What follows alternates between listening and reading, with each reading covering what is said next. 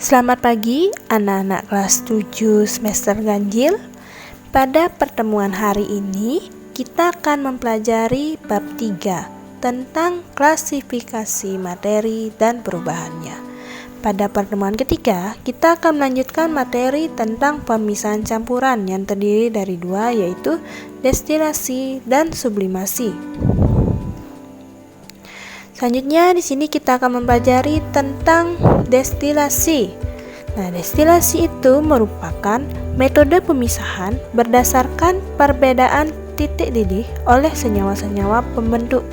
Prinsip destilasi yaitu penguapan cairan dan pengembunan kembali uap tersebut pada suhu titik didih. Nah, destilasi ini dibagi menjadi 4 jenis, yaitu yang pertama, destilasi sederhana. Nah, prinsip dari destilasi sederhana adalah perbedaan titik didih yang jauh atau dengan salah satu komponen yang bersifat volatil. Contoh dari destilasi sederhana yaitu pemisahan campuran air dan alkohol. Selanjutnya yang kedua, destilasi fraksionasi. Nah, prinsip dari destilasi fraksionasi adalah perbedaan titik didih kurang dari 20 derajat Celcius dan bekerja pada tekanan atmosfer atau dengan tekanan rendah. Nah, pada destilasi fraksionasi itu menggunakan kolom fraksionasi. Pada kolom ini terjadi pemanasan secara bertahap dengan suhu yang berbeda-beda pada setiap pelatnya. Nah, destilasi fraksionasi itu biasanya digunakan dalam memisahkan minyak bumi. Lanjutnya yang ketiga, destilasi uap.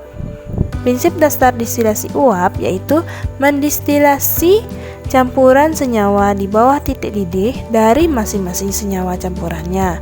Biasanya destilasi uap digunakan untuk memisahkan campuran senyawa-senyawa yang memiliki titik didih mencapai 200 derajat Celcius atau lebih. Destilasi uap dapat menguapkan senyawa-senyawa ini dengan suhu mendekati 100 derajat Celcius dalam tekanan atmosfer dengan menggunakan uap atau air mendidih.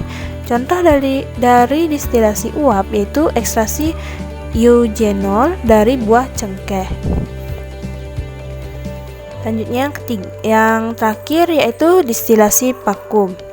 Destilasi vakum digunakan pada pelarut dengan titik didih yang rendah jika kondensornya itu menggunakan air dingin. Mengapa dia menggunakan air dingin? Hal ini karena komponen yang menguap tidak dapat dikondensasi dengan air. Biasanya destilasi vakum dapat digunakan untuk memindahkan campuran senyawa dengan titik didih di atas 150 derajat Celcius. Selanjutnya kita masuk ke materi tentang sublimasi. Sublimasi itu merupakan metode pemisahan campuran dengan menggunakan zat padat tanpa melalui fase cair terlebih dahulu, sehingga kotoran yang tidak menyublim akan tertinggal. Contoh dari sublimasi adalah kamper dan arang yang dipanaskan sehingga kamper yang dapat menyublim akan menguap. Setelah itu, zat tersebut didinginkan sehingga pada zat yang didinginkan tersebut akan kembali menjadi padat seperti itu. Baik, sekian pemaparan materi tentang pemisahan campuran berdasarkan destilasi dan sublimasi. Akhir kata, Ibu ucapkan terima kasih.